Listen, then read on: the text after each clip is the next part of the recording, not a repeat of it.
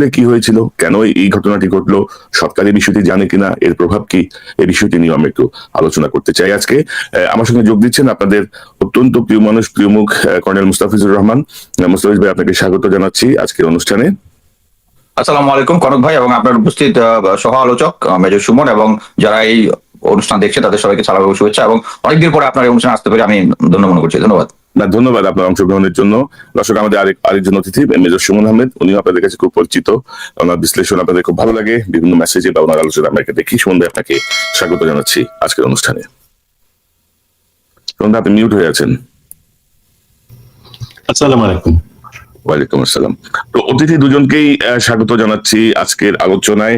প্রথমে মুস্তাফিজ ভাই, আপনাকে দিয়ে আমরা একটু শুরু করি। এই যে ধরেন বিডিআর কে নিয়ে, এই যে ধরেন যা আমরা দেখছি আর কি, এই সরকারের আসলে রিজার্ভেশনটা কোথায়? মানে যে বিচারটা প্রথমেই হওয়ার কথা, সেই বিচারটা নিয়ে তারা, আমি যেমন আজকের এই শিরোনামে আমি যে চতুর্ভুজ শব্দটা ব্যবহার করেছি, এটিকে আঞ্চলিক শব্দ, বাট এর মানে হচ্ছে উল্টাপাল্টা কাজ করা, নড়বড়ে থাকা আর কি। মানে এই যে উল্টাপাল্টা কাজ আমরা যেগুলো দেখছি, কারণ হাসিনার যে স্বৈর শাসনের যে সূচনা, সেই সূচনার প্রথম আঘাতটা আসছিল কিন্তু বিডিআর এর সেনা কর্মকর্তাদের হত্যাকাণ্ডের মধ্য দিয়ে। হাসিনার সূচনাটা ছিল ওইটা।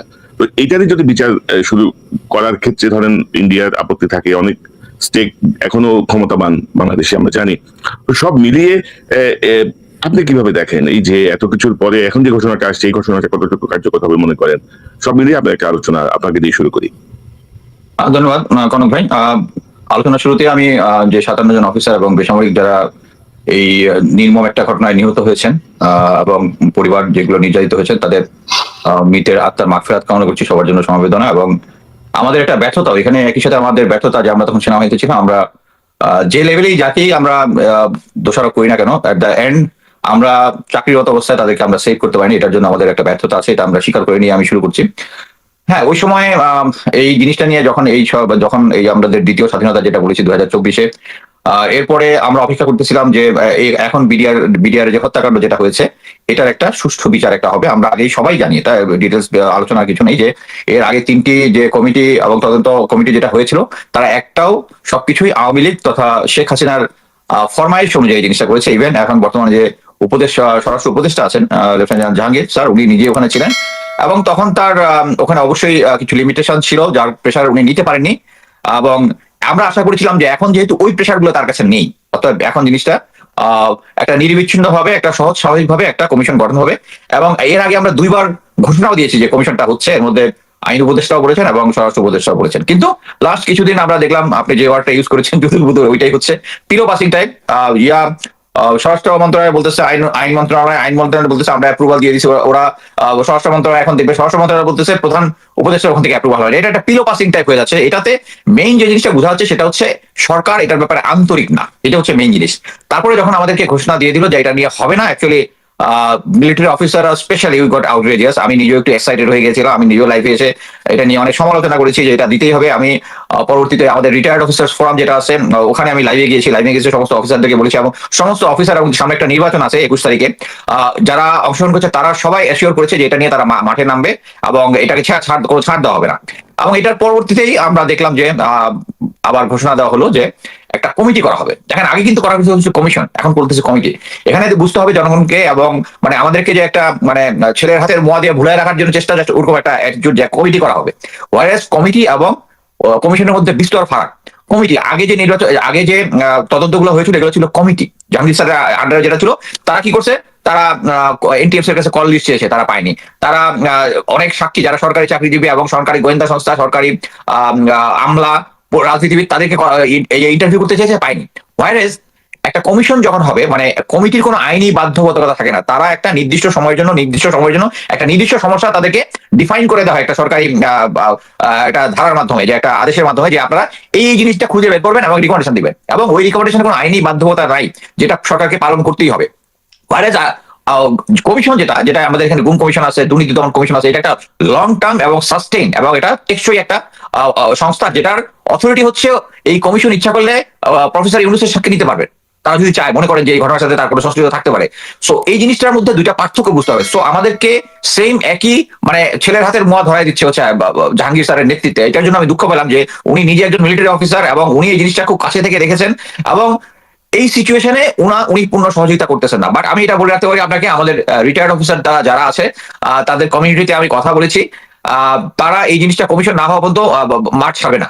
এবং এটার জন্য যতদূর ডিস্টেন্স যাওয়া যায়, এবং আপনারা অলরেডি দেখেছেন আজকে আমি মেইন স্ট্রিম নিউজে দেখলাম যে brigadier Hasan Nasir sir, lieutenant colonel Hasin sir সহ একটা বড় দল শহীদ মিনারে গিয়েছিল এবং তাদের এই কমিশন গঠনের কথা বলেছে। এবং শুধু কমিশন গঠন করলেই হবে না, কমিশনটাকে করতে হবে কাদের দিয়ে করাতে হবে। এখন যদি একজন আওয়ামী ভাবপন্ন একজনকে জেনারেলকে যদি দেয় বা আমলাকে বা বিচারককে দেয়, তাহলে ওটা আমরা মেনে নিব না। আমি এর আগেও আমার নিজস্ব ইয়াতে ফেসবুকে আমি বলেছি যে এই ধরনের অ্যাপয়েন্টমেন্ট দিতে হলে আগে যদি তারা নামটা বের করে দেয়, তাহলে কিন্তু পাবলিক রিয়াকশনটা দেখা যায়। এটা কিন্তু সরকারের গোয়েন্দা সংস্থার একটা কাজ। কিন্তু আমরা যখন গোয়েন্দা কোর্স করেছি তখন কিন্তু গুজব নিয়ে পড়ালেখা করেছি। গুজবটা কি করে, সরকার তার একটা মত হবে কিনা আগে একটু গুজব ছেড়ে দেয়, ছেড়ে দেওয়ার পরে সরকার পাবলিকের রিয়েকশনটা দেখে they take the right decision. But এই জিনিসটা কিন্তু প্রথমবার আমরা শুধু দেখেছিলাম যে কারাগার উপদেষ্টা একটা লিস্ট বের করেছিল, তখন আমরা এটা নিয়ে কথা বলেছিলাম। এখন কিন্তু আর কাউকে লিস্ট বের করা, ফটফট করে এই কমিশনের দায়িত্ব সে এটা এইভাবে দিয়েছে। এইটা মানে হওয়া যাবে না। এখানে আরেকটা জিনিস হচ্ছে ইন্ডিয়ান হেজিমনি। ইন্ডিয়া, আমরা ধরে নিয়েছিলাম যে প্রেজেন্ট যে সিচুয়েশন আছে এখানে আমরা একটা অ্যাডভান্টেজিয়াস পজিশনে আছি, যেখানে আন্তর্জাতিকভাবে বা ইন্ডিয়ার যে সমস্ত নেইবার গুলা তার বিরুদ্ধে আছে। রিসেন্টলি আমরা দেখলাম যে আমেরিকা বলে দিয়েছে যে আমেরিকা এই ভারত একটা অসহযোগিতামূলক দেশ। এর মানে হচ্ছে অলমোস্ট শত্রু গণ্য করা। ইরানকে এবং চায়না বা এদের সাথে যে অ্যাটিচিউড গুলো থাকে, এগুলো যদি 20 হয় এদেরকে ধরতে হবে 15, 16, 17, 18। বাট ইন্ডিয়া কিন্তু একটা ব্যাকফুটিং আছে। তারপরে আমরা সবাই জানি যে কানাডাতে একটা শিখ হত্যার সাথে তাদের একটা ডিপ্লোম্যাটিক্যাল সমস্যা হয়েছে। তারপরে নিউ ইয়র্কে একজন শিখ ড্রাইভার হত্যার পরে একজন রয়্যাল এজেন্ট, নাম সম্ভবত বিকাশ যাদব বা তাকে নাম এফবিআই লিস্টে আসছে, মানে ওয়ান্টেড লিস্টে তাদেরকে আসছে। এরকম একটা সিচুয়েশনে যখন তারা একটা ব্যাকফুটিং আছে চতুর্দিকে, তাদের নেইবারদের সাথে সম্পর্ক খারাপ। আমরা অলরেডি দেখেছি যে সুইজারল্যান্ড তাদের নাগরিকদেরকে একটা এবং এডিশনাল ট্যাক্সেশন দিয়েছে, তারা একটা লিমিটেড করে দিয়েছে তাদের ব্যবসা বাণিজ্য এবং অন্য কিছু, তাদেরকে এখন ওখানে থাকতে হলে এবং তাদের ইনকামের উপরে একটা লিমিটেশন দিয়ে দিয়েছে। তার মানে হচ্ছে সারা আন্তর্জাতিকভাবে ইন্ডিয়া একটা ক্রাইসিসের মধ্যে আছে। এই টাইমে যদি এই জিনিসটা হয়, এই বিডিআর পিলখানাটা নিয়ে একটা কমিশনের মাধ্যমে যদি সঠিক তথ্যটা উঠে আসে, অলরেডি আপনি দেখেছেন কিনা আজকে একটা সময় টিভিতে দেখলাম, ক্যাপ্টেন তানভীর হায়দার নূরের ওয়াইফ উনি বলেছেন যে তার রুমে যখন আসে 3 জন এসেছিল এবং তারা হিন্দিতে কথা বলতেছিল। এবং এছাড়া এর বিভিন্ন মানে আছে, এভিডেন্স আছে। এবং যখন ওই সময়কার যারা অফিসাররা এই ইনভেস্টিগেশনে জড়িত ছিল, তারা যখন দেখেছে যে আমরা এভিডেন্স দিচ্ছি এগুলো গায়েব হয়ে যাচ্ছে, তখন কিন্তু তারা নিজেদের কাছে রেখে দিয়েছে। এইরকম একজন অফিসারকে, যে আমার খুব ক্লোজ ফ্রেন্ড, তাকে আমি অ্যাকচুয়ালি ফোন করে বলেছিলাম 2 মাস আগে যে দোস্ত এখন তো সিচুয়েশন নর্মাল, তুই এখন এভিডেন্স সামনে নিয়ে আয়। আমি ইভেন বলেছিলাম যে কনক ভাইয়ের সাথে তার একটা করাই দিব। তো সেটা কিন্তু বলেছে দোস্ত এখনো টাইম হয় নাই। এবং আমি তার কি কনভিন্স হই না, বাট আমি এখন কনভিন্স যে এখনো ইন্ডিয়ান হেজিমনি আমাদেরকে এমন ভাবে আছে। এবং এই সরকার যে ইন্ডিয়ান হেজিমনি মুক্ত না, এটার প্রমাণ হচ্ছে বিক্রম মিশ্র আসলো, আসার পরেই কিন্তু এর আগ পর্যন্ত কিন্তু ছিল যে কমিশন হবে, এরপরে এটা কমিশন হবে না, তারপরে এখন বলতেছে হবে কি কমিটি হবে। এখানে আপনার আরেকটা জিনিস দেখেছেন যে সেনাপ্রধানের সাথে বিক্রম মিশ্র যাওয়ার আগে দেখা করেছে এবং লুকিয়ে দেখা করেছে, এবং এই নিউজটা সংবাদ মাধ্যম এটা প্রকাশ করেছে। এখানে একটা জিনিস খেয়াল করবেন যে আলোচনা কি হয়েছে, এটা আমি এর আগে বলেছি যে তাদের মধ্যে যে চুক্তি হয়েছে, আমি একটা সোর্স থেকে পেয়েছি যে চুক্তি যেগুলো হয়েছে এগুলো যেন পাবলিকলি প্রকাশ করা না হয়। আমি আবার দেখতেছি যে ওই আইন উপদেষ্টা বলেছে যে চুক্তিগুলো প্রকাশ করা হবে, এখন কিন্তু প্রকাশ করেনি কিন্তু। হ্যাঁ, এতেই জিনিসটা বোঝা যাচ্ছে যে ওদের একটা প্রেশার আছে। এবং আজকে আবার একটা নতুন তথ্য পেলাম যে তারা নাকি যে বিভিন্ন জায়গায় ড্রোন উড়াইছে। তারপরে এখানে এই 16 ডিসেম্বর উপলক্ষে ভ্যাটারান এক্সচেঞ্জ একটা প্রোগ্রাম আছে, আমাদের কিছু ভ্যাটার ওদের দেশে যাবে, ওদের দেশে, এটা নিয়ে অনেক আলোচনা হয়েছে। বাট এই জিনিসটা আমার বিশ্বাসযোগ্য মনে হয়, কারণ এটা সো সিম্পল একটা জিনিস, এটা ডিপ্লোমেটিক চ্যানেলই হয়। এখানে বাই ইন পার্সন কেন দেখা করতে হবে? আমার কাছে সে পরে যেটা মনে হলো যে অ্যাকচুয়ালি তারা এই লুকিয়ে দেখা করাটার মানে হচ্ছে তারা জানে ইনফরমেশনটা আলটিমেটলি আউট হবে।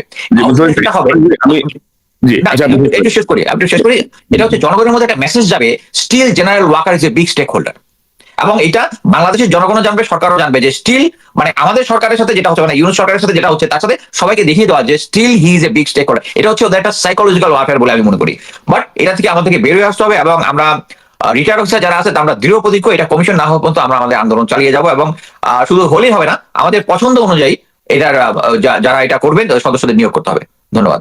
জি, মেজর সুমন, এই যে ধরেন মুস্তাফিজ ভাইয়ের কথাটা আমরা শুনলাম, তো বাংলাদেশে আসলে ভারতের থেকে চাপ আমরা বুঝতেই পারি যে তারা চায় না এদেরকে বিচার হোক।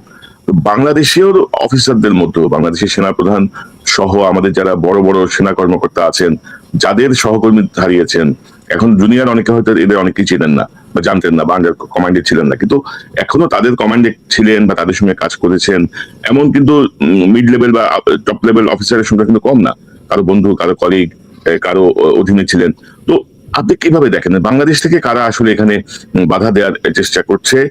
সুমন ভাই, এই মুহূর্তে আমাদের সঙ্গে আরেকজন অতিথি যোগ দিচ্ছেন, আমি একটু ওনাকে সংযুক্ত করি, ব্রিগেডিয়ার হাসান নাসির। নাসির ভাই আমাকে একটু আগে টেক্সট করছিলেন ওনার আজকের পরিস্থিতি নিয়ে, তো আমি বললাম যে আপনিও কেন, হোয়াই নট, আপনি কেন জয়েন করছেন আমাদের সাথে? উনি জয়েন করেছেন। নাসির ভাই আপনাকে ধন্যবাদ, আপনি জয়েন করছেন। স্যার আসসালামু আলাইকুম স্যার, আপনাকে স্বাগত। আসসালামু আলাইকুম। আসসালামু আলাইকুম। ওয়ালাইকুম আসসালাম। আমরা জাস্ট আপনার কথাই বলতেছিলাম, আপনার শহীদ মিনারে যে আপনি স্পিচ দিয়েছেন এটা নিয়ে আমরা কিছুক্ষণ আগে আলোচনা করতেছিলাম স্যার। জি নাসির ভাই, আমি আসছি আপনার কাছে, থাকলে ভালো লাগতো। জি স্যার।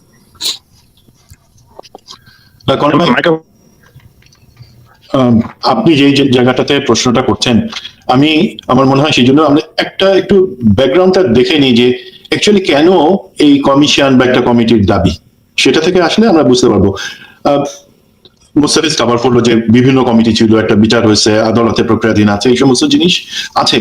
বাট দেখেন জিনিসটা কিভাবে এটা তদন্ত বা বিচার হয়েছে। প্রথম কথা, এটার সাথে মাস্টারমাইন্ড যারা পলিটিক্যাল এবং প্ল্যানার্স ছিল, যারা এই আপনার আওয়ামী লীগের নেতা নেত্রী, তৎকালীন প্রধানমন্ত্রী পতিত হাসিনা থেকে শুরু করে তারেক সিদ্দিকী, দেন নানক, মির্জা আজম, তাপস, শেখ সেলিম এবং অন্য আরো অনেকে, যুব মহিলা লীগ, যুবলীগ, ছাত্রলীগের যারা আমাদেরকে আটকে রাখছিল। এই প্রথম কথা, প্রথম পয়েন্টটা আমরা দেখতে পারলাম বা দেশের জনগণ দেখতে পারলো, এদেরকে সেফলি এই যে কোনো তদন্ত বা বিচার প্রক্রিয়া থেকে বাইরে রাখা হয়েছে। এটা একটা জিনিস ছিল। 2 নম্বর জিনিস, দেশের জনগণ দেখতে পাইলো যে যারা এই কিলিং এ অংশ নিয়েছিল, ভারতীয় এবং বিডিআর এর ভিতরে একটা অংশ, ক্ষুদ্র অংশ, যাদেরকে দিয়ে কিলিংটা করানো হয়েছে, তাদেরকেও কিন্তু এই কিলিং এর মধ্যেই 26 তারিখে এবং 27 তারিখে সেফলি দেশের বাইরে ভারতে পাঠিয়ে দেওয়া হয়েছে। আর ধরেন 800-র মতন যাদের কোনো না কোনো ভাবে সংশ্লিষ্ট আছে অথবা যারা সম্পূর্ণ নিরীহ, তাদেরকে নিয়ে বিচারটা হয়েছে। তার মানে মাস্টার মাইন্ড, প্ল্যানার, তারা বিচারের আওতায় আসে নাই।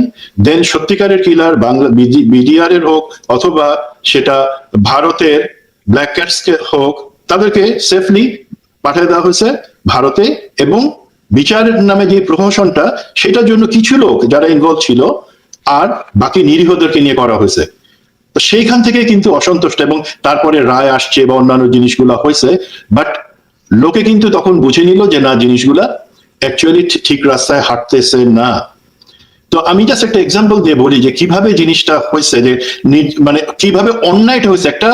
একটা ন্যায় প্রতিষ্ঠার জন্য যে হত্যাকাণ্ডের বিচার হওয়ার কথা ছিল, যে 800 জন ভিতরে ছিল, আমি কিন্তু একদম ডাইরেক্ট এক্সপিরিয়েন্স থেকে, আমার ইনভলভমেন্ট থেকে বলতেছি।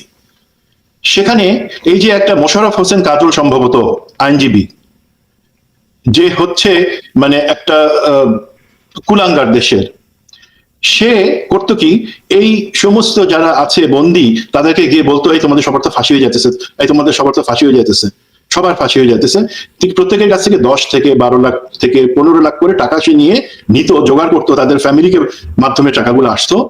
এবং আপনারা কিন্তু জিজ্ঞাসা করতে পারেন যারা এখনো বন্দী বা সাজাপ্রাপ্ত, আমার এই স্টেটমেন্ট সেটা সঠিকতা, তাদের কাছ থেকে যে তোমাদের ফাঁসি থেকে বাঁচা দিব, টাকা দাও।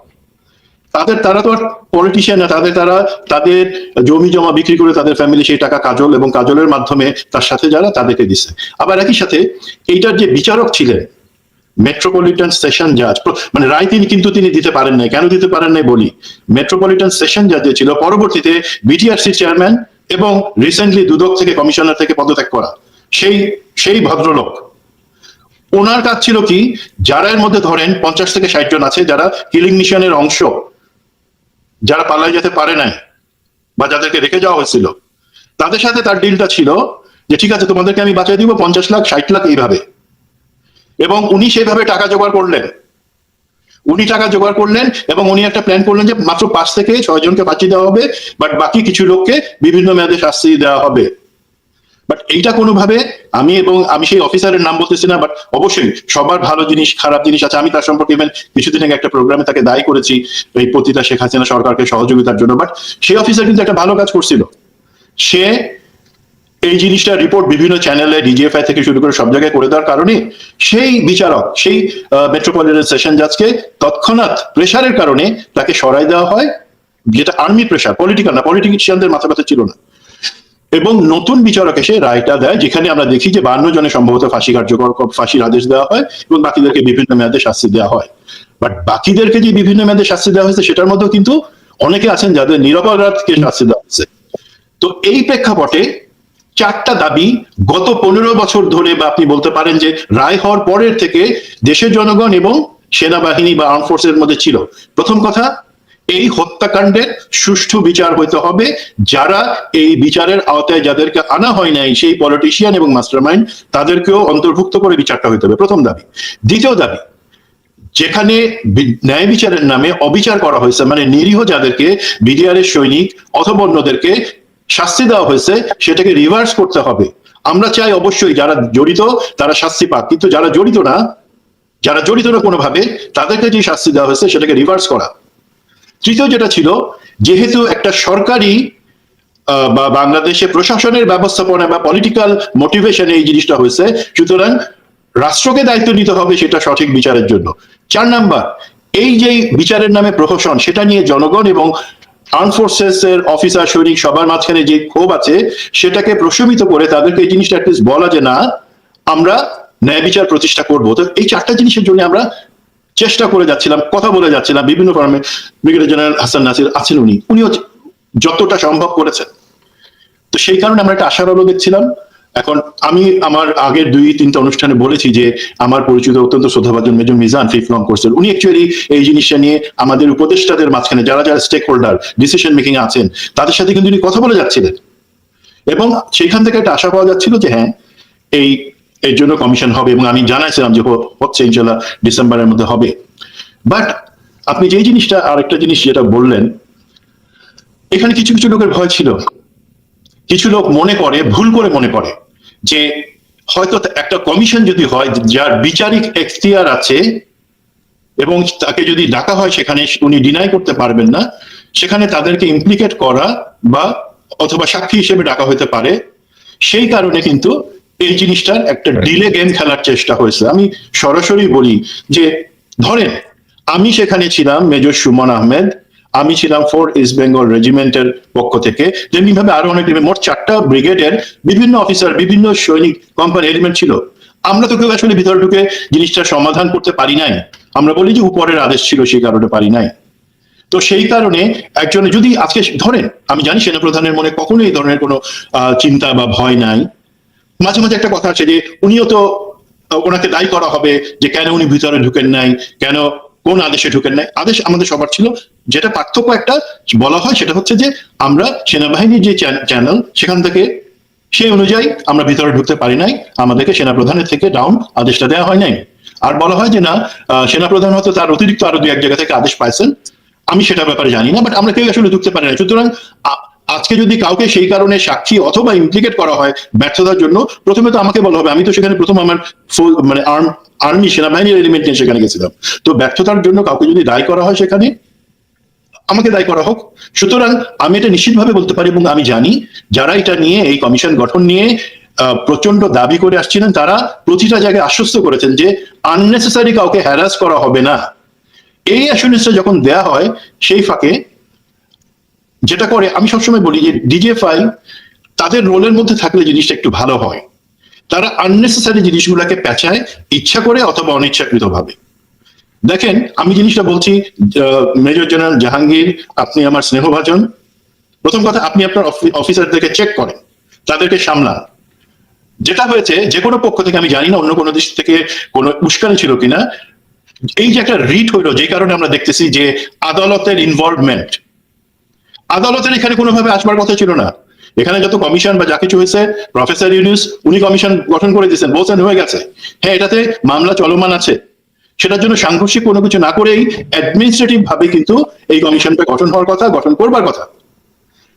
বাট এখানে একজনকে, যিনি সেলিব্রিটি লয়ার বা আইনজীবী হওয়ার জন্য খুব চেষ্টা করছেন, টিজেফআই তাকে পুশ করে এই রিটটা সাবমিট করায়, যেটা কোনো দরকার ছিল না। কিন্তু এই সবাই জানতো, এবং বিভিন্ন পর্যায় থেকে আমরা তাকে মানা করেছিলাম যে don't go to court, court এখানে ডোন্ট ইনভলভ কোর্ট, এর মধ্যে কোর্টের ইনভলভমেন্টের দরকার নাই, আমরা একটা কমিশন পাবো।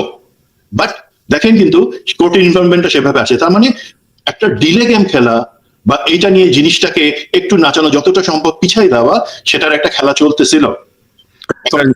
মেজর সুমন, আমরা ধরেন যেটা নিয়ে আপনি তো জানেন যে আমি দীর্ঘদিন এই বিডিআর এর এই হত্যাকাণ্ড নিয়ে অনেক রকমের কাজ করছি, প্রায় 4-5 বছর ধরে নানা বিষয় সামনে নিয়ে আসা, বিভিন্ন জনকে ইন্টারভিউ করা, তথ্যটা অনুসন্ধান। তো আমরা দেখছি যেটা যে ধরেন যে খবর পাচ্ছিলাম, যে প্রথমে শুনতে পাচ্ছিলাম যে কিছু উপদেষ্টার আপত্তি আছে, বিশেষ করে একজন উপদেষ্টার। পরবর্তীতে শুনলাম যে সেনাবাহিনীর ঊর্ধ্বতন অনেকেরই আপত্তি আছে।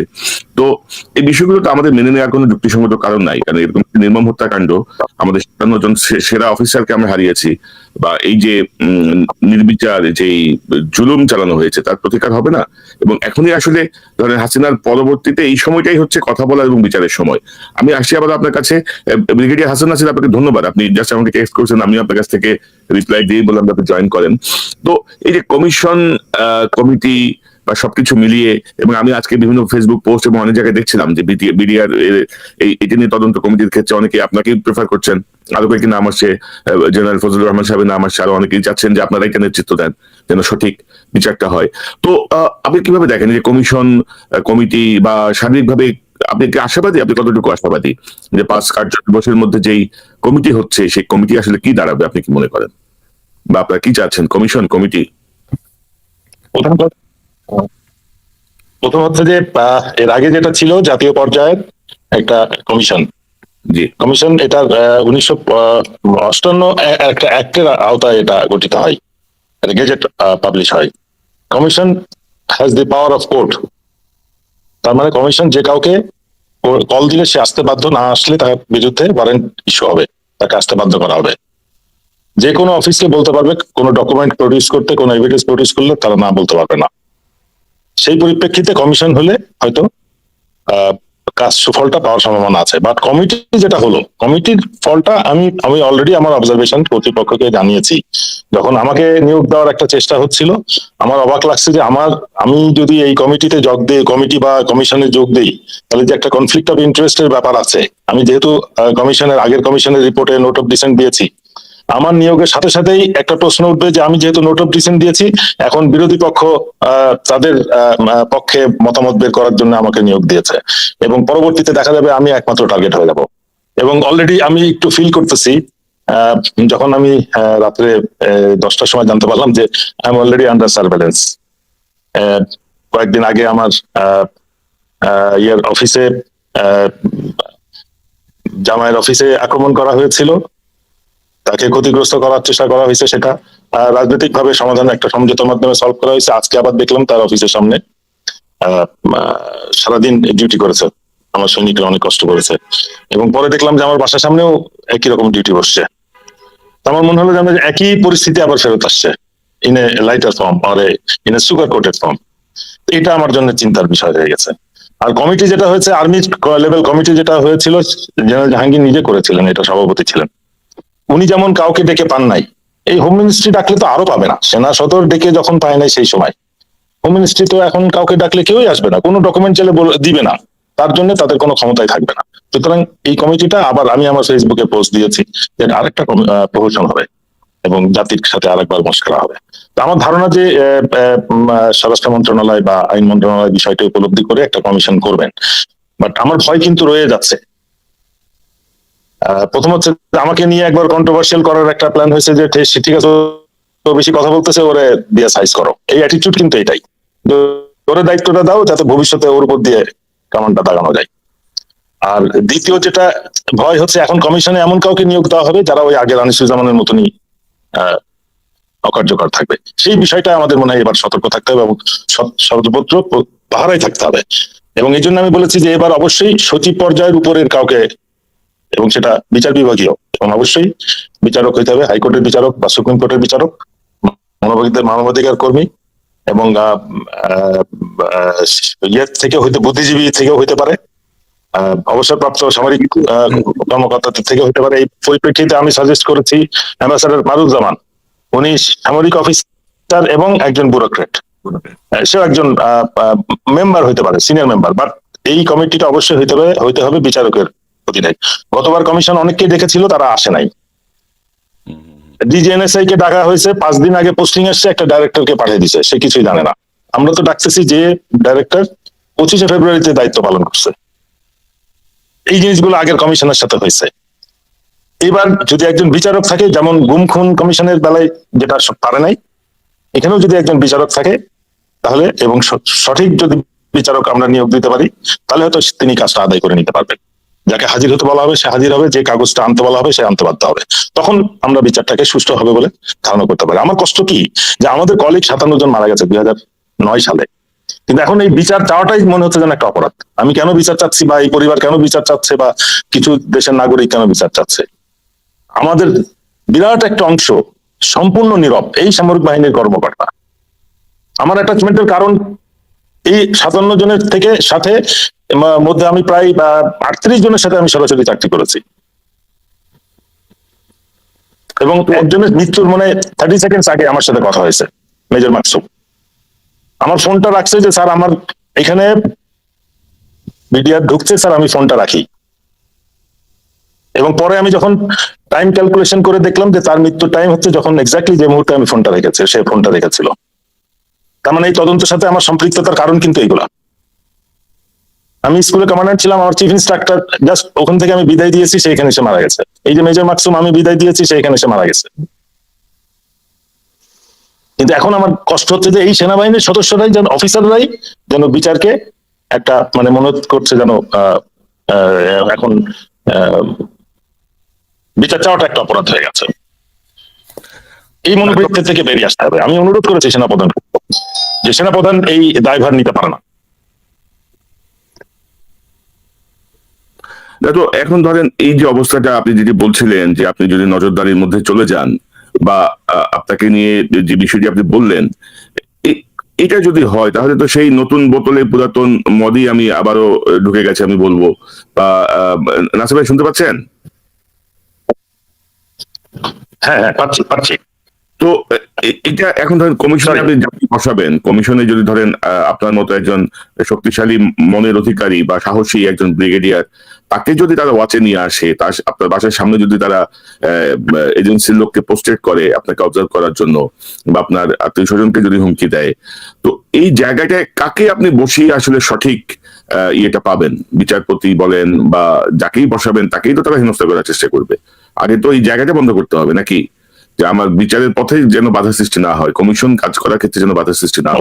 অবশ্যই আমরা এত সার্বভৌমত্ব, বৈষম্য বিরোধী এত কিছু বলতেছি। আমার কষ্ট হচ্ছে যে গত 5 আগস্ট থেকে আজ পর্যন্ত হাসিনার সময়ে যারা সত্যিকারের শাস্তিপ্রাপ্ত, অন্যায়ভাবে শাস্তিপ্রাপ্ত, তাদের একজনকে 1 টাকা পুরস্কার বা বেতন বা সুযোগ সুবিধা তাদেরকে দেওয়া হয় নাই। কেন? এখনো পর্যন্ত এটা কেন এটা হচ্ছে? আমরা 9 সালে দেখেছি আওয়ামী লীগ ক্ষমতায় আসার পরপরই অফিসাররা যাচ্ছে, র্যাঙ্ক করতেছে, রিটায়ার্ড অফিসারদেরকে ডেকে প্রমোশন দিয়ে রিটায়ারমেন্ট করানো হচ্ছে, আবার পরবর্তী পদে পদোন্নতি দিয়ে রিটায়ারমেন্ট সুবিধা দেওয়া হচ্ছে। অনেক কিছু, এরকম অনেক কিছু দেখছি, বাট 4.5 মাস হয়ে গেলে এরকম কোনো পদক্ষেপ দেখছি না। এবং অনেককে চরম অন্যায় ভাবে কিন্তু বের করা হয়েছে, বিশেষ করে এই যে তাপস হত্যা কেস। তারপরে আমার সাথে যারা প্রায় 300-350 আছে, আমি সবাই নির্দোষটা বলছি না, কিন্তু আমাদের সেনাবাহিনী ডিসিপ্লিনটা মাপতে হবে কিন্তু একই মেজারিং স্টিক দিয়ে। আমি যদি বলি যে একটা ফিটের 12 ইঞ্চিতে 1 ফিট হয়, সেটা জেনারেল আজিজের জন্য 12 ইঞ্চি হইতে হবে, শফির জন্য 12 ইঞ্চি হইতে হবে, শফির জন্য সেটা 36 ইঞ্চি হইতে পারে না, 36 ইঞ্চিতে 1 ফিট হইতে পারে না। আমরা সবাইকে একই ডিসিপ্লিনের স্কেলে মেপে যদি তারা শাস্তিপ্রাপ্ত হয় তাদেরকে শাস্তি দিব, কোনো অসুবিধা নেই। কিন্তু কাউকে শাস্তি দিব সামান্য অপরাধের জন্য, আর অনেক বড় বড় অপরাধ করে তারা মেডেল টেডেল লাগায় ইউনিফর্ম পরে তারা সগর্বে ঘুরবে, এটা তো অ্যাটলিস্ট 2024 সালে এটা আশা করা যায় না। আমরা গ্লোবাল ভিলেজ বলি, আমাদের সেনাবাহিনীকে সারা বিশ্বের সাথে একটা স্ট্যান্ডার্ডে আনতে হবে। এটা ক্রিমিনাল আর্মি হলে তো হবে না।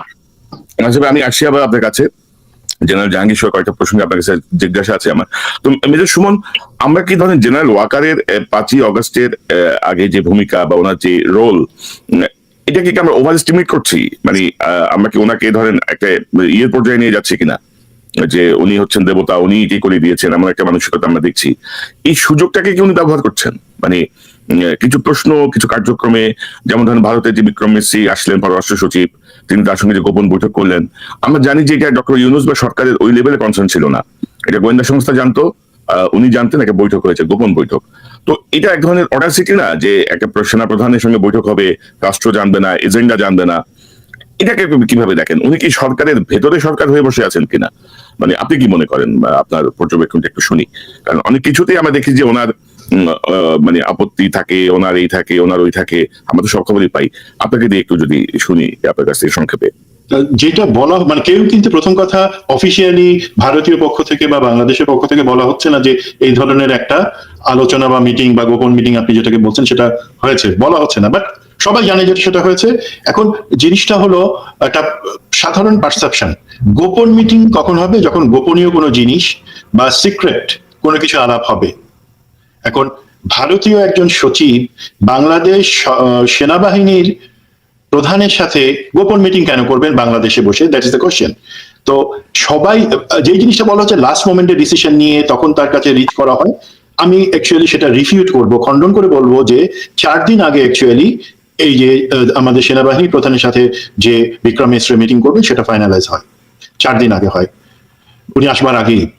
দ্বিতীয় যে জিনিসটা হচ্ছে, মুস্তাফিজ কিছুটা কভার করেছে যে কি কি ব্যাপার নিয়ে কথা হয়েছে, এবং মুস্তাফিজ ক্লিয়ারলি বলেছে যে তার যথেষ্ট সন্দেহ আছে অ্যাকচুয়ালি এই ধরনের জিনিস আলাপ করবার জন্য সে সেনাপ্রধানের সাথে দেখা করেছে কিনা। তো আমি একটা আমার ইনফরমেশনটুকু বলছি এবং আমি আপনাকে ইনসাইড ইনফরমেশন বলছি। প্রথম কথা বলেছি এটা একটা সেট আপ মিটিং ছিল।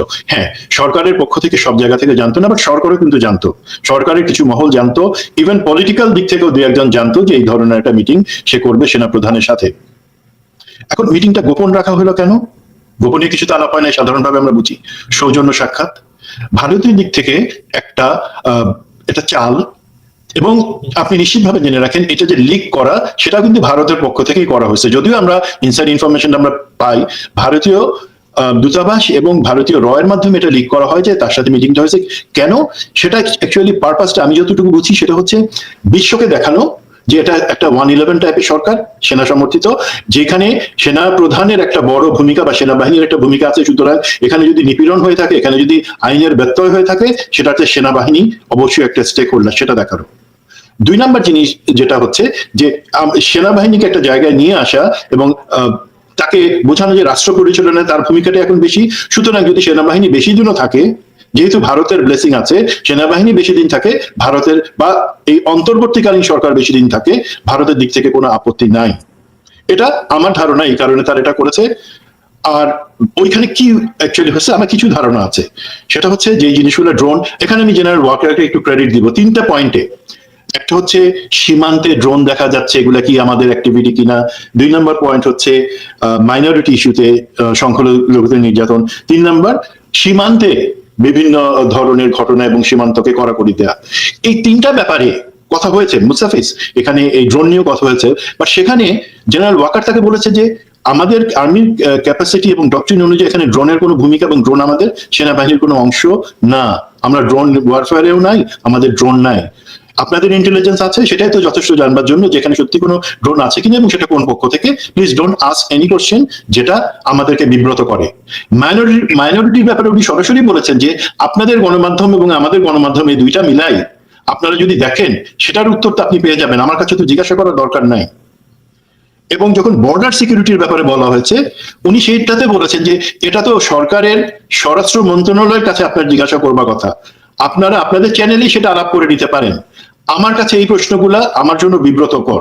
সুতরাং জেনারেল ওয়াকার যে এই 3টা পয়েন্টে খুব স্ট্রংলি তাকে বলেছে, আমি তাকে সাধুবাদ জানাই। বাট আমি সাধুবাদ কোন জায়গায় জানাবো না জেনারেল ওয়াকারকে। এবং জেনারেল ওয়াকার স্যার, আমি আপনাকে সরাসরি প্রশ্ন করছি যে আপনি জানেন এবং জানতেন যে এই মিটিংটা লিকড হবে। যদি মিটিংটা সত্যি একটা সাধু উদ্দেশ্যে হয়ে থাকে এবং সৌজন্য সাক্ষাৎকার হয়ে থাকে, যেখানে হ্যাঁ এই ধরনের কিছু ব্যাপার আলোচনা হয়েছে, আপনি কেন সেই জিনিসটা, আপনার তো আইএসপিএল আছে, অথবা আপনি সরকারকে কেন বলেন না যে জিনিসটাকে বলা হোক যে এমন একটা জিনিস হয়েছে, ঝেড়ে কাশেন আপনারা, তাতে আপনাদের উপরে আস্থাটা বাড়বে। আপনাকে এই যে কনক সারোয়ার যে প্রশ্ন করলেন যে অ্যাকচুয়ালি 5ই আগস্টের পূর্ববর্তী অন্যান্য জায়গা থেকে এটা কি হাইপের উপরে আমরা এই জায়গায় নিয়ে গেছি আপনাকে, আমি বিশ্বাস করতে চাই না। লিডারশিপের দরকার ছিল সেই সময়, আপনি অন্তত 3 তারিখ থেকে সঠিক ভূমিকাটা পালন করেছেন, বাট সেখানে 3 থেকে 5 শেষ হয়ে যায় নাই। আমরা চাই সঠিক ভূমিকার সামনেও থাকবে।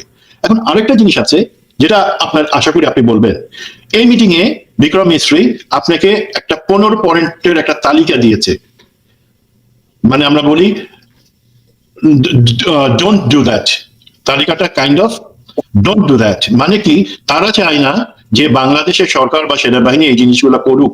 তার মধ্যে কি ধরনের আছে, স্বাভাবিকভাবে বলা আছে যে যেই বিভিন্ন কোর্স এবং যৌথ প্রশিক্ষণ, সেই জিনিসগুলো যাতে বন্ধ না হয়। ভারতের থেকে যে ডিফেন্স পারচেজের ইনিশিয়েটিভটা পতিত স্বৈরাচারী হাসিনা শুরু করেছিল, সেটাই যাতে কন্টিনিউ হয়, সেই জিনিসটা যাতে আরো, কারণ তাদের তো সেখানে টাকা পয়সার ব্যাপার আছে। এবং ডিফেন্স জয়েন্ট ডিফেন্স যেই ফোরামগুলো আছে, সেটাতে বাংলাদেশ যাতে আলাদাভাবে কোনোটাতে না জয়েন না করে, এমন অনেক আছে। আমাকে একজন বলেছে যে সেটাতে এই বিডিআর পিলখানা হত্যাকাণ্ড বা অন্যান্য যেগুলো সেন্সিটিভ ভারতের সংশ্লিষ্টতা চলে আসতে পারে, সেক্ষেত্রে আপনারা বলেছেন যে সেটা দুই দেশের সম্পর্ক নষ্ট করবে, সেটাও যাতে না হয়। তো এটা কি সত্যি এই ধরনের কিছু ছিল? আমি জানি যতদূর আপনি সেটার ব্যাপারে, তালিকাটার ব্যাপারে তার সাথে কোনো আলোচনা বা অল্টারকেশনে কাউন্টার কোনো আর্গুমেন্টে যান নাই, সেটা আমি জানি। বাট এই ধরনের জিনিসগুলো তারা যদি বলে থাকে, সেক্ষেত্রে আপনার অবস্থান কি এবং কেন আপনার কাছে তারা এটা বলবে? দেশে একটা অন্তর্বর্তীকালীন সরকার আছে, আপনার কাছে এই ধরনের কোনো তালিকা তো তাদের দেওয়ার প্রশ্ন না, সেটা তাদের আস্পর্ধা। সো এই জায়গাটাতে ক্লিয়ার করা দরকার। জেনারেল হাসান নাসির যে জিনিসটা বলেন, সেই ব্যাপারে আমি কি একটু আসতে পারি কনক ভাই? অবশ্যই। আপনি ওই যেই বঞ্চিত অফিসারদের কথা যেটা বলছিলেন, এবং এই ক্ষেত্রে দেখেন স্যার, এই বঞ্চিত অফিসার আপনি টাকা পয়সা বা তাদেরকে যে ক্ষতিপূরণ সেটার কথা বলছিলেন, অবশ্যই আমি যদিও আবেদন করি নাই, আমার নিজস্ব একটা ব্যক্তিগত পয়েন্ট অফ ভিউর কারণে করি নাই, কারণ আমি এই অন্তর্বর্তীকালীন বা এই সেট আপের কাছে আমি কিছু চাবো না। বাট যারা অ্যাকচুয়ালি চাচ্ছে বঞ্চিত হিসাবে যে আন্দোলনটা, সেটা কিন্তু অ্যাকচুয়ালি শুধু টাকা পয়সা বা র্যাঙ্কের জন্য না। তারা যেটা বলতে চাচ্ছে বা তাদের যে স্পিরিটটা হচ্ছে, দেখো আমরা এই ধরনের অ্যাসেট ছিলাম, একটা দেশের সেনাবাহিনীর, গর্বিত সেনাবাহিনীর একটা বড় সম্পদ ছিলাম, চক্রান্ত করে বা আমরা বিভিন্ন ফোরামে এই পতিত স্বৈরাচারী হাসিনা বিডিআর হত্যাকাণ্ড এগুলো নিয়ে কথা বলেছি বলে তোমরা আমাদেরকে বের করে দিছো। বাট আমাদের মাধ্যমে যে সেনাবাহিনী বা জাতি উপকৃত হতে পারতো, আমাদেরকে সেই সুযোগটা দাও যে দেখো আমরা জাতির জন্য কতটুকু এবার দিতে পারি, সেনাবাহিনীর জন্য কতটুকু দিতে পারি।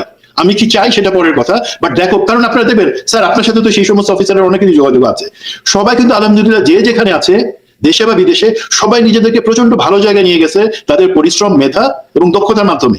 সেই মেধা এবং দক্ষতা কেন আমরা কাজে লাগাবো না? এবং কাজে লাগানোর এই জায়গায় আমি বলি স্যার, এই যে কমিশনগুলো হচ্ছে, সেই কমিশনে এই আমরা যে এখন বিডিআর হত্যাকাণ্ড নিয়ে যে কমিশন বলছি, সেখানে তো আমার মনে হয় maximum possible officer, retired officer যারা বলছি, আপনি বলবেন কনফ্লিক্ট অফ ইন্টারেস্ট না, তারা স্বাভাবিকভাবেই আসবে, কারণ তারা ঘটনার অনেক কিছু জানে। এই ক্ষেত্রে আমি বলি গুম কমিশনের ব্যাপারে অবশ্যই তারা একটা ভালো একটা পদক্ষেপ। বাট আমার আশা হবে এই কমিশন, যেটা কমিশন আমি চাইবো, কমিটি আমি চাইবো না, সেটাতে ম্যাক্সিমাম পসিবল আর্মি অফিসার থাকুক এবং গুম কমিশনও army officer, retired army officer দেয়া হোক।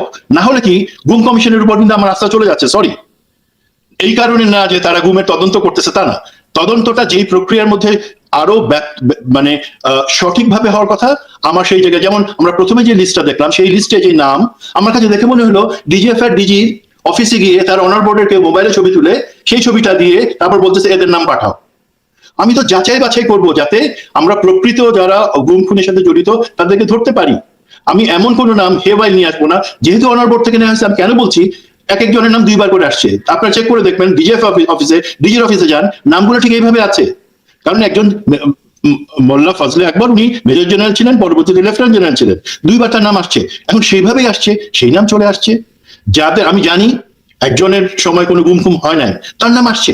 এগুলা প্রশ্নবিদ্ধ করবে, দুর্বল করে ফেলবে আপনাদের জায়গা। এবং যে ড্রাফট আপনারা পাঠাচ্ছেন স্বরাষ্ট্র মন্ত্রণালয়, সেই ড্রাফটটা যদি আপনারা তাকায় দেখেন, যে সেটা একটা প্রাইমারি স্কুলের ছাত্র সেই ধরনের কাছে হাতে ড্রাফট করে না।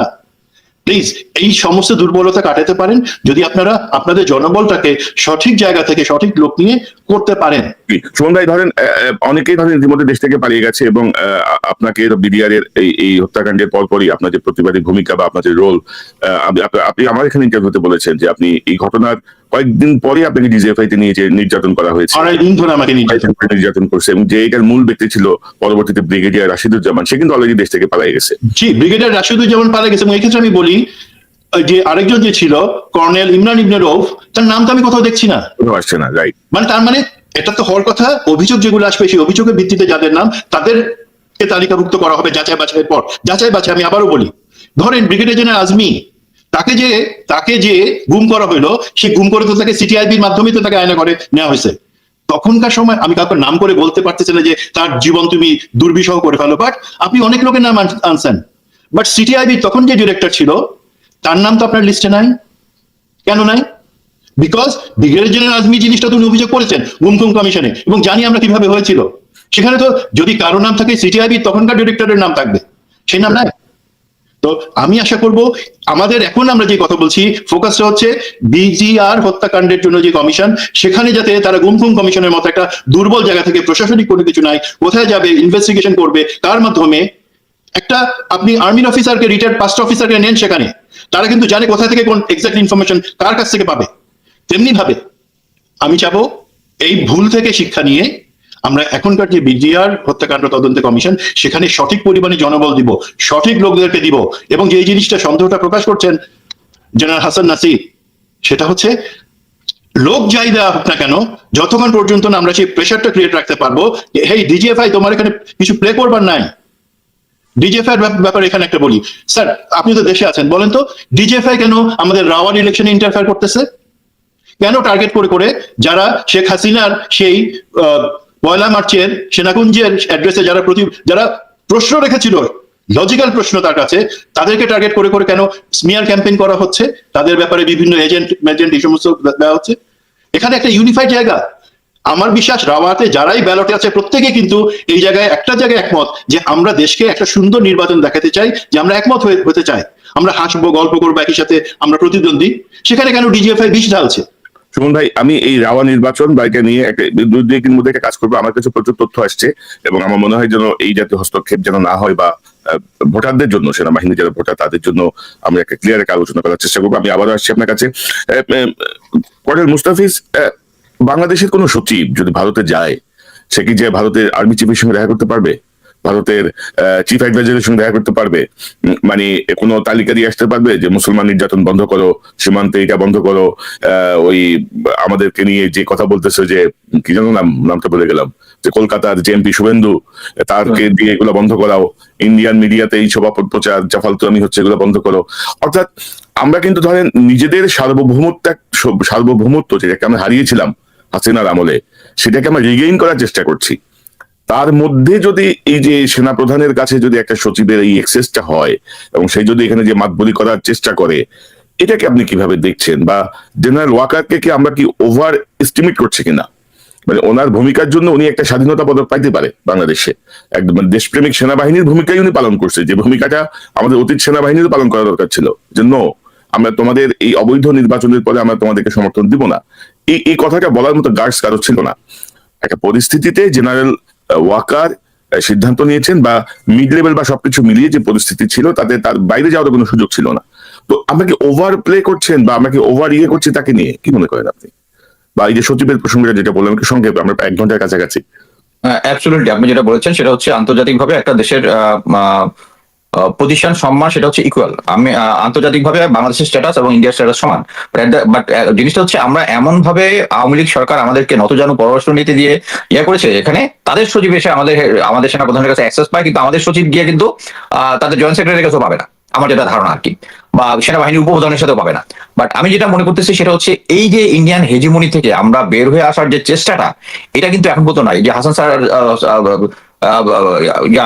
কে স্যার যেটা বললেন যে তার বাসায় এখনো মানে গোয়েন্দার লোকজন আছে।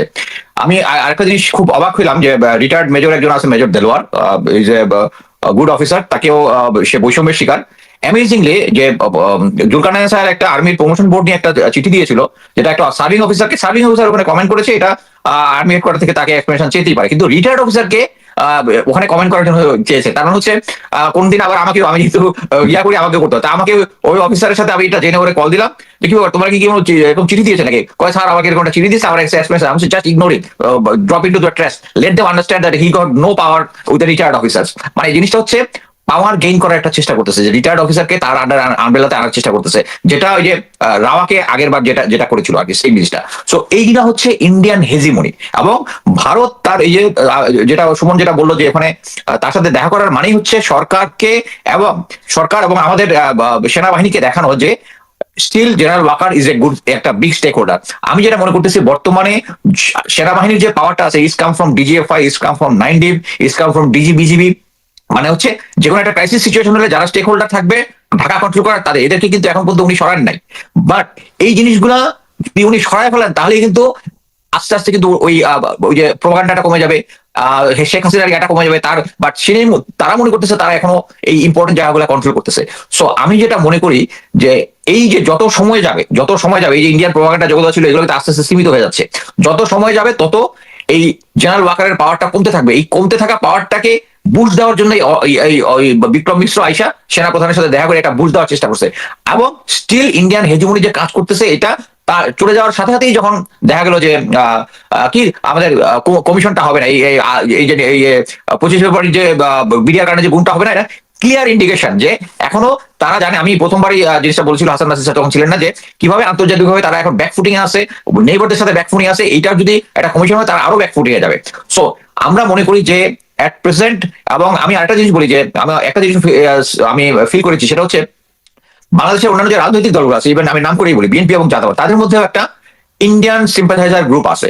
আমি যেটা মনে করি যে তারা ফিউচারের জন্য, এখন আমি দেখলাম যে রাজনৈতিক দলগুলো অ্যাকচুয়ালি ক্ষমতা নেওয়ার জন্য মুখে আছে, আমার কাছে যেটা মনে হচ্ছে সে এরকম একটা সিচুয়েশনে তাদেরকে মানে সবসময় ভারত যেভাবে ধোকা দেয় সেম একই ধোকায় তারা আবার আছে। তাদেরকে এমন একটা জিনিস বোঝানো হয়েছে যে এই যে কি বলে, এই কমিশনটা যদি না হয়, যদি কমিটি হয়, যদি কোনো কিছু হয়, তাহলে তাদেরকে একটা ফেসিলিটি দিবে, আমি অ্যাজিউম করি। বাট আমি একটা জিনিস তারা শুধু এইটুকু বুঝতেছে না যে এই কমিশনটা হওয়ার পরে যে সিচুয়েশনটা হবে, that will give them better leverage to deal with India. এবং মানে এই যে রাজনৈতিক দলগুলো আছে, যদি এই কমিশনটা ঠিকমতো কাজ করে, এবং আমরা আজকেও দেখেছি যে ক্যাপ্টেন তামিন হায়দার নুরের ওয়াইফ ক্লিয়ারলি বলেছেন যে তার রুমে 3 জন ছিল, তারা হিন্দিতে কথা বলতেছিল। ভারতের ইনভলভমেন্টের অনেক ভিডিও আছে, অডিও আছে। আমি নিজে আমার ফেসবুকে একটা ভিডিও দিয়েছি যে সারা খাতুনের সাথে যে অ্যাম্বুলেন্স গুলো বের হয়ে আসছে, একজন কিলার বের হয়ে আসছে, এটা ছবিটা এনটিভি ফুটেজের মধ্যে আসছে। সো এটা যখন এস্টাবলিশমেন্ট হবে, রাজনৈতিক দলগুলা ইন্ডিয়ার সাথে ডিল করার জন্য আরো বেটার পজিশনে থাকবে, এবং তারা যেন, আমি তাদেরকে অনুরোধ করবো তারা যেন এই ইন্ডিয়ার ফাঁদে পা না দেয়। ধন্যবাদ। জি নাসির ভাই, আপনার কাছে আমার প্রশ্ন যে আপনারা ধরেন যে দাবিটা করছেন, আদৌ যদি এখন তদন্ত কমিটি তারা ঘোষণা করে, আপনারা কি এটা মানবেন কিনা, বা আপনাদের পরবর্তী পদক্ষেপটা কি হবে? কারণ আপনারা বলছেন কমিশন, তারা চাচ্ছে তদন্ত কমিটি, যে কমিটির আসলে কোনো গ্রহণযোগ্যতা বা কোনো চাপই থাকবে না কোথাও, 1 নম্বর। 2 নম্বর বিষয়টা হচ্ছে জেনারেল জাহাঙ্গীর সেনাবাহিনীর যেই তদন্ত কমিটি গঠিত হয়েছিল এই ঘটনার পর তার প্রধান ছিলেন। সেই কমিটিতে আপনি নোট অফ ডিসেন্ট দিয়েছিলেন, আপনি অনেক কিছু প্রোটেস্ট করেছিলেন। সেই জেনারেল জাহাঙ্গীর কি আপনি মনে করেন যে যথাযথ কমিটি গঠন করতে পারবে? যে কমিটি হয়তো তাকেও ডাকবে ইন্টারভিউর জন্য, তাকেও সাক্ষ্য নেওয়ার জন্য ডাকবে, আপনি কি মনে করেন? এখানে একটা জিনিস সবসময় কনফ্লিক্ট হচ্ছে বুঝতে। 3টা তদন্ত হয়েছিল বিডিআর হত্যার উপরে। প্রথম একটা হচ্ছে ন্যাশনাল কমিশন, যেটা সচিব আনিসুজ্জামানের নেতৃত্বে ছিল, সেটাতে আমি সদস্য ছিলাম। আর জেনারেল জাহাঙ্গীর ছিলেন army level court of inquiry, এবং এটাই এখন যেটা উনি করার চেষ্টা করতেছেন তদন্ত কমিটি, এটাও একই রকম। কিন্তু আর্মি লেভেল কোর্ট অফ ইনকোয়ারিটিও কিন্তু উনি কোনো পলিটিক্যাল লিডারদেরকে হাজির করতে সক্ষম হন নাই। অনেক ডকুমেন্ট বা অনেক কিছু উনি চেয়েছেন, আনতে পারেন নাই। তো স্বরাষ্ট্র মন্ত্রণালয়ের কমিটি এখন করে জাস্ট এই আন্দোলনটাকে একটা বুঝ দেওয়ার জন্য চেষ্টা করা হচ্ছিল আমি মনে করি। এবং আমি যেটা খবর পেলাম, উনি অলরেডি বুঝতে পেরেছেন যে এই কমিটির দিয়ে কোনো উনি যেটা অ্যাচিভ করতে যাচ্ছেন, বা ওনার সাথে যারা অ্যাচিভ করতে চাচ্ছেন, যাদেরকে দিয়ে একটা কিছু ললিপপ টাইপ ধরাই দাও, শান্ত হয়ে যাবে, ওইটা হবে না বিধায় তারা কমিশন করবেন। বাট এখন আবার ওই কমিশনের আগের খেলাটা আনিসুজ্জামানটা আবার হয়তো খেলবে, সেটা যেন খেলতে না পারে সেই জন্য চাপটা রাখতে হবে। সর্বপর্যায়ে প্রতিটা সদস্য নিয়োগের ব্যাপারে এবার সতর্ক থাকতে হবে, যাতে কোনো আমরা আজকে সকালে যেটা বলেছি যে স্বৈরাচারের দোষর কোনো বিতর্কিত ব্যক্তি যেন এটাতে না থাকে, মানবাধিকার কর্মীকে থাকতে হবে। সবসময় এটাকে একটা বুঝ দেওয়া হয় যে এটা বিডিআর মানে এটা ইউনিফর্ম পার্সন, এটা জেনেভা অ্যাক্টের আন্ডারে চলে যাবে। বাট আমাদেরকে বুঝতে হবে যে বিডিআর হত্যাকাণ্ড, এইখানে ইউনিফর্ম অফিসাররা ছিল ঠিক, যে কোনো একটা আর্মড কনফ্লিক্ট বা একটা অন্য যে কোনো দেশের একটা কনফ্লিক্টে সশস্ত্র বাহিনী যেভাবে নিরীহ লোকদেরকে মারে, নিরস্ত্র লোকদেরকে মারে, এখানে এরকম একটা সশস্ত্র বাহিনী নিরস্ত্র অফিসারদেরকে হত্যা করছে। এটাকে কিন্তু বলা যাবে না যে আর্মড কনফ্লিক্ট বিটুইন 2 ফোর্সেস বা 2 পার্টিস। এখানে কিন্তু এক পার্টি সম্পূর্ণ আনাম ছিল। এবং এটাকে সবসময় ওই ইয়েতে দেওয়া হয়, এটার তো কোনো বিচার হবে না, এটা তো মানবাধিকার না, আর্মির ধরনের ইয়ে হলে এটা জেনেভা অ্যাক্টের আওতায় বিচার হবে, এটা এখানে এই ধরনের একটা কথা বলা হচ্ছে। কিন্তু আমরা কিন্তু এটাতে মানতে রাজি না।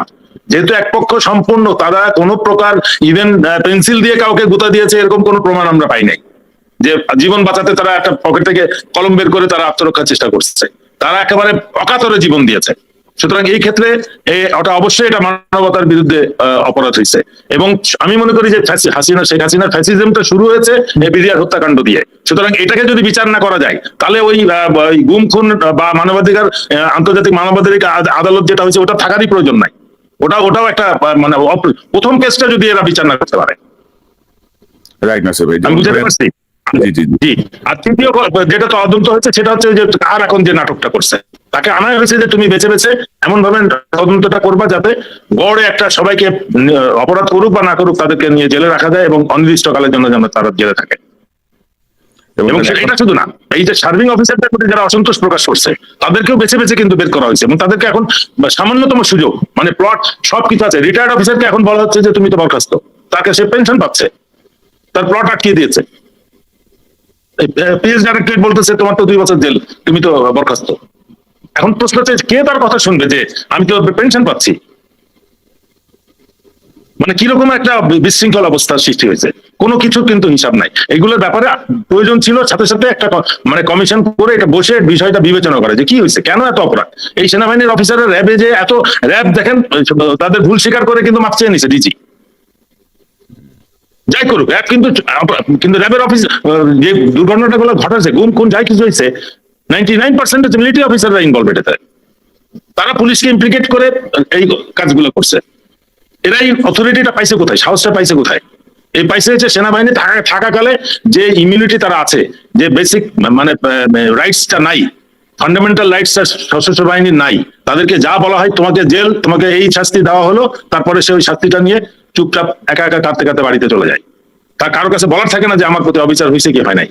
আমরা অলরেডি এই বিষয়টা নিয়ে ইয়ের কাছে যেটা সংবিধান সংস্কার কমিশন তাদেরকে বিষয়টা বিস্তারিত বর্ণনা করেছি। এবং আমার যেটা অনুরোধ ছিল তাদের কাছে যে সারা পৃথিবীর সশস্ত্র বাহিনী যেভাবে শৃঙ্খলিত রাখা হয় বাংলাদেশ সেনাবাহিনীও যেন একইভাবে শৃঙ্খলিত রাখা হয়। সুতরাং সেটার জন্য ওই 1929 সালে, 30 সালে, 40 সালের আইন যেটা পাকিস্তান অ্যাডাপ্ট করছে 51, 52, 57 সালে, সেটা আবার আমরা 71 সাল সেটা অ্যাডাপ্ট করে চলতেছে। কিন্তু অরিজিনাল যে লেখক তাকে যদি আমরা খুঁজে বের করি, সে দেখবো একটা ব্রিটিশ, একটা কলোনিয়াল আর্মির জন্য একটা রুল লেখা, আইন কানুন লেখার কথা, সে এটা লিখে গেছে। কিন্তু আমরা এটা এখন ফলো করতেছি 100-200 বছর পরে। এইটা আমাদের জন্য হচ্ছে সব থেকে দুর্ভাগ্য। আমি এটা চেঞ্জ করছি না কেন? বিকজ প্রেজেন্ট কমান্ড সিস্টেমকে এটা হেল্প করছে, প্রিভিলেজ দিচ্ছে যা খুশি তাই করার জন্য। তবে নাসির ভাই বর্তমান কিন্তু এটার কারণে যেটা ক্ষতি হচ্ছে, আমি যেটা শেষ করছি সেটা হচ্ছে, সাপোজ একটা আর্মি অফিসার বললাম যে তার কস্ট মানে একটা ট্রেন করতে যত টাকা না কস্ট ইনভলভ, একটা পাইলটকে ট্রেন করতে কিন্তু অনেক রাষ্ট্রের অনেক টাকা ব্যয় হয়। একটা প্রশিক্ষিত পাইলট মানে মিনিমাম 5 থেকে 10 কোটি টাকা। আমি অনেকদিন আগে জানতাম একটা 5 কোটি টাকা লাগে। একটা 10 কোটি টাকার পাইলট, একসাথে 3 জন পাইলটকে বাড়ি পাঠানো হয়েছে জাস্ট বিকজ দে ওয়ার, একজন ছিল son in law of some army chief, তাদের সাথে মেয়ে ডিভোর্স হয়েছে, একসাথে 3টা ফ্রেন্ড চাকরি হারাইছে। এগুলো তো খুঁজে বের করা উচিত যে 30 কোটি টাকা সরকারের ক্ষতি কেন হলো, তারা কি এই অপরাধ করছিল কিনা। আর এই পাইলট গুলো এখন কন্ট্রাক্টরই করতেছে, সাপ্লাই দিচ্ছে বা কিছু একটা সামান্য কাজ করতেছে। এই যে এত টাকা ব্যয় করে একটা পাইলটকে ট্রেন করা হলো, তারপরে এখন তারা অন্য কাজ করতেছে, এটা রাষ্ট্রের জন্য কত বড় ক্ষতি। এই যে তাপস হত্যা মামলার যাদেরকে শাস্তি দেওয়া হয়েছে, সুবাইল, সে মালয়েশিয়ান ইউনিভার্সিটিতে প্রফেসর এখন পিএইচডি করে, সে দেশে থাকলে আমরা দেশ উপকৃত হইতো, আমরা কেন তাকে কাজে লাগাতে পারলাম না। মেসেজ জাকি, সে নিজের টাকায় জাপান যাবে, তাকে এয়ারপোর্টে আটকাইছে, সে যেতে পারবে না। সারা রাত তাকে এয়ারপোর্টে রাখছে, বলছে তুমি সিআইডিতে যাও। সিআইডিতে আবুল কাহার আকান্দের কাছে গেছে, সারাদিন সে ওখানে থাকছে। তারপরে সন্ধ্যার সময় তাকে বলতেছে যে তার ফ্লাইট মিস, তার ওই ফরেন কোর্স স্কলারশিপ মিস। সন্ধ্যার সময় তাকে বলছে যে আমাদের কোনো কেস টেস না, আপনাকে সেনাবাহিনী থেকে নো ফ্লাই ইনস্ট্রাকশন দেওয়া হয়েছে, সেই জন্য আপনি ফ্লাই করতে পারেন নাই। এটা কোন দেশে আমরা বসবাস করতেছি? তবে সে নিজের পয়সায় ইউনিভার্সিটিতে পড়তে গেছে, 3rd টার্ম পরে তাকে বলছে, ইউনিভার্সিটি থেকে বলছে যে you are no more student of this university. এগুলো জাতিকে জানতে হবে যে এই কাহিনীগুলো এই দেশের মধ্যে একটা সেক্টরে এই কাজগুলো হচ্ছে, এই অনিয়মগুলো হচ্ছে। তবে ব্রিগেডিয়ার হাসান নাসির, আমি আজকে যে আলোচনা, আমি চাই যে এমন একটা কমিশন গঠন হবে বিডিআর হত্যাকাণ্ডের জন্য, যে কমিশন প্রথম দিনে সমন পাঠাতে পারবে স্বরাষ্ট্র উপদেষ্টাকে, যে আপনি যে তদন্ত কমিটির প্রধান ছিলেন, কোন কারণে কার নির্দেশে আপনি প্রপারলি তদন্ত করতে পারেন নাই, কারা কারা আপনাকে নির্দেশ দিয়েছিল, কিভাবে কিভাবে কি করেছেন, সেগুলো আপনি ব্যাখ্যা করেন, সেগুলো আপনি সাক্ষ্য দেন। এরকম একটি শক্তিশালী ব্যক্তির নেতৃত্বে কমিশন চাই। যেমন আমাদের সরকারে যেমন বিপ্লবীদের কোনো প্রতিনিধিত্ব ওইভাবে নাই, হাতে গোনা 3-4 জন ছাড়া, বাকি যারা আছেন জিরো প্রতিনিধি, জিরো বলা যায়, পার্সেন্টেজ ওয়াইজ 0.01%। তো এবং ধরেন আপনার বাসার সামনে যদি কোনো কাউকে পোস্টেড করা হয়, আপনাকে যদি ওয়াচিং এ রাখা হয়, বা আপনার আত্মীয় স্বজনকে যদি হেনস্থা করা হয়, আমার তো মনে হয় যে সেনা প্রধানের উচিত ডিজিএফআই প্রধানকে ডেকে কারাই ঘটনাটি ঘটাচ্ছে সেই ভূতগুলোকে লাথি মেরে সেনাবাহিনীকে বের করে দেয়া। আর ছবি তোলা আছে, তারা যদি দেখতে চায় আমি ছবি দেখাবো। সোজা বাংলা, এগুলোর কোনো ইয়ে নাই। আর আমি মনে করি যে জেনারেল ওয়াকার যদি মনে করেন যে তিনি কাউকে আবার রক্ষা করবেন, কাউকে আবার ফেরত আনবেন, কারোর প্রতি যদি কারোর জন্য যদি ওনার মন কাঁদে, ওনার মাথায় যদি আবার সেই গান ঢুকে, যদি মন কাঁদে তুমি চলে এসো এক নিরালায় বা এক অবেলায়, কি যেন একটা গান আছে না, উনি তবে গান টান শোনেন, কোনো কিছু লাভ হবে না। আমরা এই চুপ্পুর অপসারণ যেন আমরা চাই, প্রয়োজনে আমরা সোচ্চার হবো জেনারেল ওয়াকারকে অপসারণের জন্য। কারণ আপনি একবার পজিটিভ ভূমিকা দেখিয়ে সেটাকে সারা জীবন ভাঙিয়ে খাবেন, ভেতরে ভেতরে ক্ষতি করবেন, সেটি আমরা মানবো না। আমরা অনুষ্ঠানের শেষ প্রান্তে কর্নেল মুস্তাফিজ, আপনার শেষ কোনো বক্তব্য যদি থাকে 30 সেকেন্ডের মধ্যে যদি আপনি যদি বলেন। আমি শুধু এটাই বলতে চাই যে আমিও বিশ্বাস করি যে স্যারের মতো যে একটা কমিশন হবে ইনশাল্লাহ, কিন্তু কমিশনের যারা সদস্য হবেন এ ব্যাপারে আমি অ্যাকচুয়ালি একজন গুরুত্বপূর্ণ সেনা সদস্যের সাথে আলাপ করেছি, এবং আমি বলেছি actually brigadier Hasan Nasir sir join করবেন বা উনার অ্যাডভাইস নেওয়ার জন্য। আমি আশা করি যে সেনা অথরিটি এটার মধ্যে অবশ্যই একটা স্টেক হোল্ডার, এবং আমি সঙ্গে বলতে চাই হাসান নাসির স্যার এখানে থাকুক আর না থাকুক, বাট তার অ্যাডভাইস যেন নেওয়া হয় সদস্যদেরকে অ্যাপয়েন্টমেন্ট করার আগে। আদারওয়াইজ যদি সদস্যরা আমাদের মনোভূত না হয়, আমরা এটার এগেনস্টে আবার গ্রাউন্ডে নামবো ইনশাল্লাহ। ধন্যবাদ। মেজর সুমন, আপনার কাছ থেকে আপনার শেষ মন্তব্য। এই কমিশনটার ব্যাপারে আমি আজকে সকাল মানে বাংলাদেশ সময় রাতের কথা বলছি, কিছু কয়েক ঘন্টা আগে, যে আমি যতদূর জানি প্রেশারের কারণে সেটা আলটিমেটলি তারা কমিশনই করবেন। কমিটিতে থাকতে ওই কমিটি হিসাবে একটা কিছু বুঝাই দেওয়া, সেটা সেই রাস্তায় ভুল পথে তারা হাঁটবেন না। এই ডিসিশনটা অ্যাকচুয়ালি হয়েছে সব লেভেলে, এবং আলটিমেটলি তারা 21শে ডিসেম্বরের আগেই যে কোনো সময় তারা এটাকে কমিশন হিসেবে দিবেন। বাট ইম্পর্টেন্ট, আমরা স্টার্টলি বলছি, right people with the right mandate, সেখানে কোনো দুর্বলতার কোনো জায়গা থাকবে না। এবং একই সাথে আমি বলতে চাই যে আমরা জানি যে কোটা সংস্কার আন্দোলন নিয়ে যে খেলাটা আওয়ামী লীগ খেললো, যে আদালতকে তারা যে জিনিসটা চায় সেটা আদালতের মাধ্যমে বলাচ্ছে, অথবা একবার বলো ঠিক আছে পুরাটা বাতিল করে দে, দেন আবার আসলো ঠিক আছে আবার আন্দোলন হবে। এই খেলা যাতে আপনার আদালতকে ইনভলভ করে খেলা খেলবেন না। এবং ডিজিএফআই আপনাদের পরিসরের মধ্যে আপনাদের অনেক বড় দায়িত্ব দেশের গোয়েন্দা এবং দেশ সুরক্ষায়, সেখানে মনোনিবেশ করেন। যেখানে আপনাদের এখতিয়ার নাই রাওয়া অথবা এই ধরনের জিনিস, একটা কমিটি যেটা কমিশন যেটা আমাদের জনগণের প্রাণের দাবি, সেটার ব্যাপারে আপনারা ইন্টারফেয়ার করবেন না প্লিজ। আমি আরেকটা কথা বলতে চাচ্ছি, সেটা হচ্ছে আমি কনফার্মেশন পেয়েছি যে ডিজিএফআই আগে যেরকম ইসলামিক দলগুলোকে এনে একটু স্পন্সর করতো, still they are continuing funding them. আমি মনে করি যে it is the right time যে DGFI should come to their original charter of duty. এই চার্টার অফ ডিউটিতে তাদের কোনো পলিটিক্যাল অ্যাফেয়ার করার তো নাই, তাদেরকে এই ফান্ডিংটা বন্ধ করতে হবে, এবং রাজনৈতিক ব্যাপারে দেশে একটা সুষ্ঠু নির্বাচন এবং রাজনৈতিক দলগুলোকে ম্যানিপুলেট করা থেকে তাদেরকে বিরত রাখতে হবে, এবং এটা জেনারেল ওয়াকারকে উদ্যোগ নিতে হবে। এবং আমি মনে করি যে ডিজিএফআই যেহেতু প্রধান উপদেষ্টার গোয়েন্দা সংস্থা, জেনারেল ওয়াকারের না, সো এই জিনিসটা যেন ঠিক মতো দায়িত্বটা জেনারেল ডক্টর ইউনূস বুঝে নেন, এইটাই আশা করবো। ধন্যবাদ। আমরা যেমন জানি যে কর্নেল হামিদও, জেনারেল হামিদও তো এখন ডিজিএফআই করছে, সাবেক ডিজিএফআই এর প্রধান, তিনিও তো এখন ফুল এবং উনি মানে যখন ডিজিএফআই থেকে চলে গেছেন আর্মিতে ছিল, তখনও তিনি এই সমস্ত জিনিসগুলো ডিল করতেন, আনঅফিসিয়ালি অনেক জিনিসগুলো ডিল করতেন। খুবই দুর্ভাগ্যজনক। ব্রিগেডিয়ার হাসান নাসির, আপনার শেষ মন্তব্য। আমার হচ্ছে যে আমি কর্নেল মুস্তাফিজের সাথে সম্পূর্ণ একমত। আমরা যখন ডিজিএফআই তে চাকরি করেছি বা যখন দেখেছি ইয়াং অফিসার হিসেবে, তখন ডিজিএফআই এর একটা ফান্ড ছিল যেটাকে এসএস ফান্ড বলতো, সেটা স্পেশাল সার্ভিস ফান্ড। এখন একটা নতুন নাম শুনলাম, স্ল্যাশ ফান্ড, যেটা অগণিত, সেটা কোনো লিমিট নাই, আনলিমিটেড। এগুলোর আমার মনে হয় হিসাবের আওতায় আসা উচিত। দ্বিতীয় হচ্ছে যে কমিশন শুধু বিডিআর হত্যা মামলার তদন্তই করবে না, হত্যার কম তদন্ত করবে না। আমি মনে করি সশস্ত্র বাহিনীর গত 15 বছর বা একটা এই দীর্ঘ সময় 50 বছর পরে অন্যান্য বিষয় যেরকম একটা কমিশনের মাধ্যমে সংস্কার করা হচ্ছে, ডিফেন্স একটা রিফর্ম কমিশন হওয়া উচিত, এবং ডিফেন্সকে এই আইন কানুন গুলোকে আধুনিক করা উচিত। তাহলে অনেক অবিচার থেকে সশস্ত্র বাহিনী মুক্তি পাবে, অনেক অন্যায় থেকে মুক্তি পাবে, এবং এই যে ব্যাপক অর্থ ব্যয় করে একটা অফিসার বা সৈনিককে ট্রেনিং করা হয়, এক কথায় তাদের চাকরি চলে যায় এবং তারা কোথাও যেতে পারে না, তারা আনএমপ্লয়েড। একটা ইয়াং সৈনিক বা একটা অফিসার বাড়িতে যেয়ে কোনো কাজ করতে পারে না। এরা সেনাবাহিনীতে থাকলে বা এদের একটা অল্টারনেটিভ সার্ভিস। আরেকটা জিনিস হচ্ছে সেনাবাহিনীকে এই গত 15 বছরে ব্যাপকভাবে ব্যবসায় নিয়োজিত করা হয়েছে। সেনা কল্যাণে আমরা দেখেছি একজন মাত্র ইউনিফর্ম পরা অফিসার থাকতো, সেখানে এখন মনে হয় 30-50 জন রয়েছে। তাহলে আমাদের বর্ডার এই মিলিটারি প্ল্যানিং কারা করবে? এরা যদি চাল ডাল আটা ময়দার হিসাব করে সারাদিন। আর আর্মিতে ফেরত এসেও তো ওইখানকার বিজনেস লিঙ্ক করে মেনটেন করে, they don't come back as military officer anymore. আমাদের এই সমস্ত কঠিন সিদ্ধান্ত নেওয়ার জন্য আমি মনে করি ডিফেন্স রিফর্ম কমিশনটাও প্রয়োজন। Army should roll back it's business totally and get into garrison for military purpose only, defense purpose only. এটা আমাদের মানে টোটাল ইয়েতে একটা বড় ধরনের একটা থট প্রসেসের মধ্যে চেঞ্জ আনতে হবে। আমি আরেকটা উদাহরণ বলি, আমি মনে করি এটা বলা উচিত। সিটি কর্পোরেশনের চিফ ইঞ্জিনিয়ার ইউনিফর্ম পরা কেন? এখানে দরকার কি? রিটায়ার্ড ইঞ্জিনিয়ার অফিসার বহুত আছে, যদি মিলিটারি অফিসারই দরকার হয়। এই সেনা কল্যাণে 50 জন রিটায়ার্ড অফিসার এমপ্লয়েড হতে পারে, দরকার নাই তো। আমার আর্মির ভ্যাকেন্সি বাড়ানোর জন্য আর্মির মাথার পাকে ভারী করার দরকার নাই, আমাদের তো দাঁত এবং নখ দরকার। আমরা কিন্তু দাঁত নখ গুলো হারাচ্ছি, আমাদের ব্যাকটা বামটা মোটা হয়ে যাচ্ছে দিন দিন। এটা কিন্তু they're of no use in the battle ফিল্ডে, কিন্তু এই সমস্ত মাথাভারী প্রশাসন কোনো কাজে আসবে না।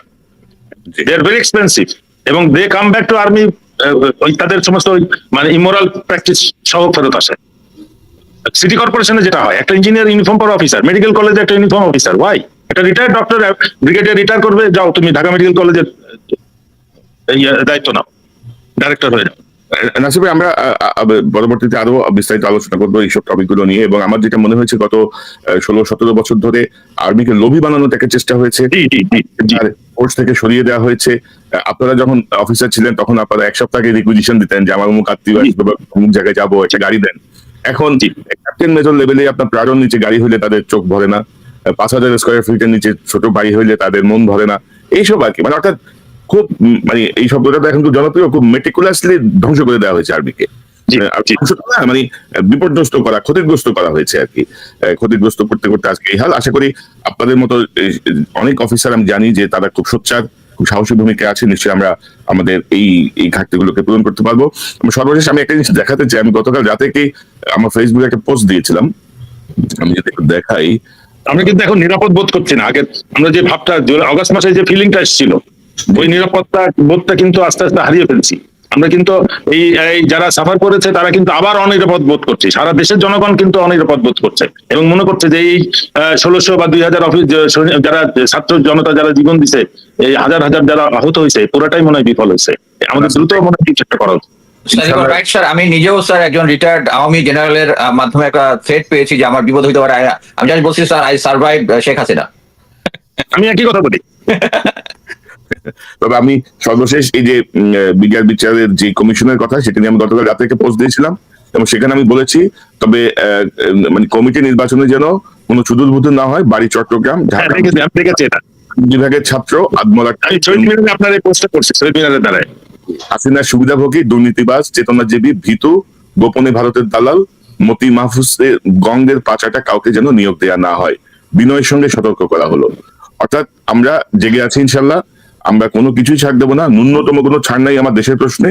এই ব্যাপারটা আমি আবারও বলতে চাই। এবং নাসির ভাই, আপনি দেশে আছেন, আমরা সুবিধাজনক অবস্থায় আছি দেশের বাইরে, আমরা তিনজনই, কিন্তু আপনার সাহসের প্রতি আমাদের সমর্থন আছে, আপনার যে কোনো কিছুর প্রতি আমাদের সমর্থন থাকবে এবং আমরা আপনার যে কোনো আহ্বানে আমরা অবশ্যই আপনার পাশে দাঁড়াবো।